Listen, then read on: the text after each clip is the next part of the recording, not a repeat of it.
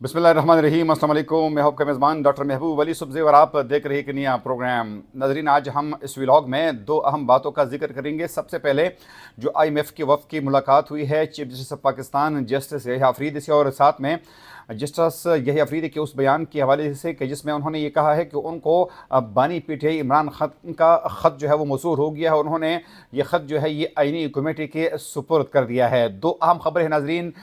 जिस तरह आप सबको पता है कि IMF यानी इंटरनेशनल मॉनेटरी फ़ंड जो है वो पाकिस्तान के साथ गुज़िश्ता कई अशरों से पाकिस्तान के साथ ये इदारा जो है मुसलसल कारोबार करता है, पाकिस्तान के साथ मुंसलिक है और पाकिस्तान को बार बार कर्ज़े भी फराहम करता है। लेकिन ये पहली दफ़ा हुआ है नाज़रीन कि IMF का वफ़द जो है वो इस दफ़ा वज़ारत ख़ज़ाना के हुकाम से बातचीत के लिए नहीं आया है। वो पाकिस्तान के आइंदा की बजट के पॉलिसीज़ के हवाले से नहीं आया है, बल्कि इस दफ़ा उन्होंने सुप्रीम कोर्ट ऑफ पाकिस्तान का डायरेक्ट रुख किया है और वहाँ पर उनकी मुलाकात हुई है chief justice of Pakistan justice यहया Afridi के साथ। जी हाँ नाज़रीन, उनकी मुलाकात हुई है वहाँ पे। ये तकरीबन 6 रुकनी वफ़द और तकरीबन 1 घंटे के तवील मुज़ाकरात हुए हैं, और इन मुज़ाकरात के बाद chief justice of Pakistan justice यहया Afridi ने सहाफ़ियों के साथ गैर रस्मी गुफ्तगू भी की है। सहाफ़ी के साथ गैर रस्मी गुफ्तगू के हवाले से जो तफसीलात आई है वो आपके साथ शेयर करेंगे। और इसके मुताबिक सहाफ़ियों से गैर रस्मी गुफ्तगू करते हुए चीफ जस्टिस यहया अफरीदी ने कहा कि IMF वफ़द को जवाब दिया है कि हमने आईन के तहत अदलिया की आज़ादी का हल्फ उठा रखा है। वफ़द को बताया ये हमारा काम नहीं है कि आपको सारी तफसीलात बताए। मैंने वफ़द को national judicial policy mechanic committee के एजेंडे का बताया। IMF को बताया कि मातहत अदलिया की निगरानी हाई कोर्ट करती है। वफ़द ने कहा कि माहिदों की पासदारी और प्रॉपर्टी हुकूक का हम जानना चाहते हैं। इस पर मैंने जवाब दिया कि इस पर इस्लाहात कर रहे हैं। जस्टिस यहया अफरीदी के मुताबिक IMF को बताया कि आप बेहतरीन वक्त पर आए हैं।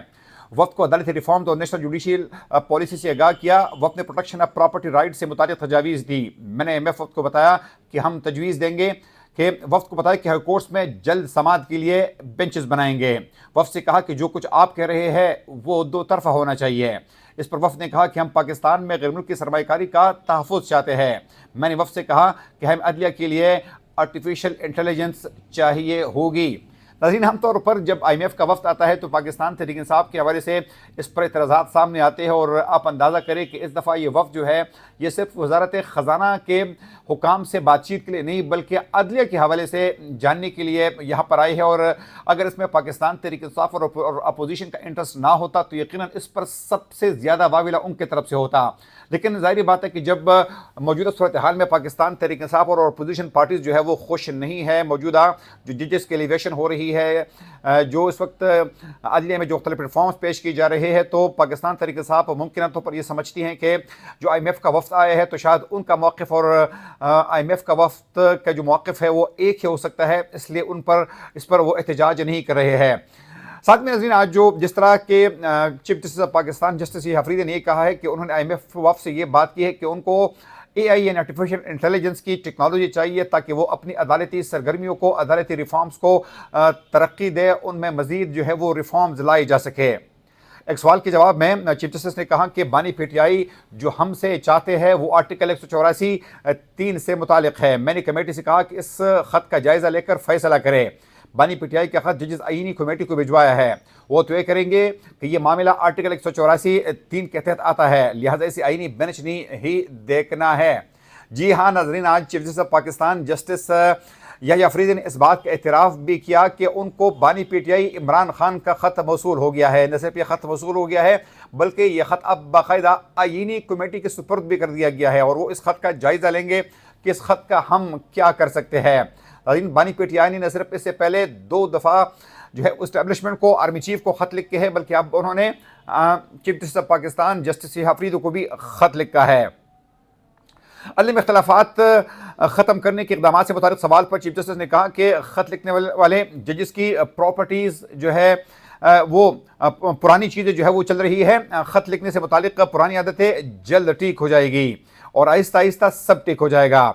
मैंने जजेस से कहा कि सिस्टम को चलने दें, सिस्टम को ना रोके, और मैंने कहा कि मुझे जजेस लाने दें।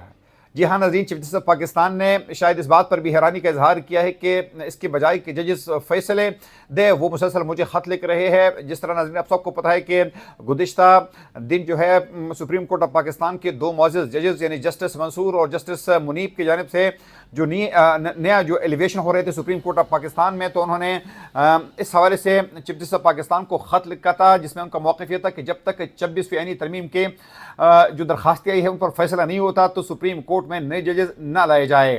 اس سے پہلے اسلام آباد ہائی کورٹ کے معزز ججز کی جانب سے جو خطوط لکھ کے گئے تھے، جس میں خاص طور پر اسلام آباد ہائی کورٹ کی آزادانہ فیصلوں کے حوالے سے اور اسلام آباد ہائی کورٹ میں جو دیگر ہائی کورٹ سے ججز لائے جا رہے ہیں اس حوالے سے جو انہوں نے خطوط لکھے تھے، تو چیف جسٹس آف پاکستان جو ہے وہ دراصل ان کی طرف اشارہ کر رہے تھے۔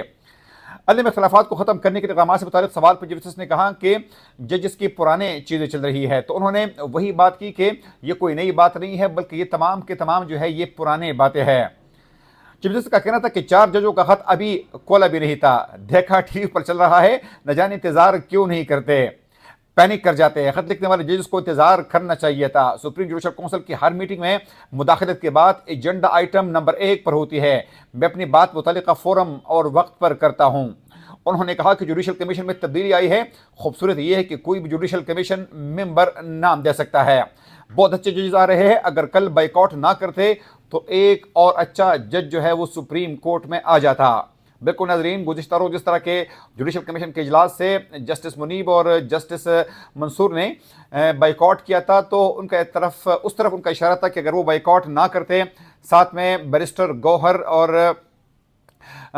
ایک اور رکن جو ہے اگر وہ گزشتہ کارروائی کا بقول چیف جسٹس کے اگر وہ بائیکاٹ نہ کرتے تو شاید سپریم کورٹ آف پاکستان میں ایک اور جج بھی لایا جاتا۔ ناظرین، ساتھ میں گفتگو کرتے ہوئے انہوں نے یہ بھی کہا کہ ان کی خواہش ہے کہ جسٹس میاگ الحسن اورنگزیب کو بھی سپریم کورٹ لایا جائے۔ ان کو فی الحال ایڈہاک جج اس لیے مقرر کیا گیا ہے کیونکہ وہ ٹیکسز امور کے یا ٹیکسز لاس کے ماہر سمجھے جاتے ہیں۔ ان کا یہ کہنا تھا کہ جب جوڈیشل کمیشن کا اگلا اجلاس ہوگا تو وہ ایک دفعہ پھر میاگ الحسن اورنگزیب کا نام جو ہے وہ سپریم کورٹ کے لیے تجویز کریں گے، اور ساتھ میں ان کی کوشش یہ ہوگی کہ ان کے ساتھ دیگر ساتھی جو ہے وہ ہم آواز ہو کر جسٹس میاگ الحسن اورنگزیب جن کا تعلق سوات سے ہے اور اس وقت اسلام آباد ہائی کورٹ کے ایک معزز جج کے طور پر کام کر رہے ہیں، کہ وہ بھی سپریم کورٹ آ جائے اور اس پینل کا جو ہے وہ حصہ بن جائے۔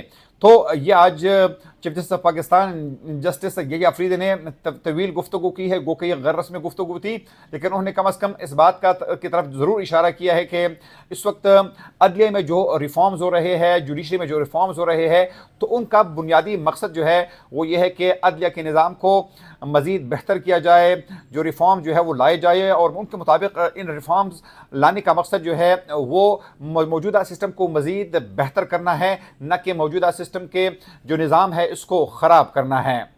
آگے پروگرام تک میں میزبان ڈاکٹر محبوب علی یوسف زئی کو اجازت دیجیے۔ اللہ حافظ۔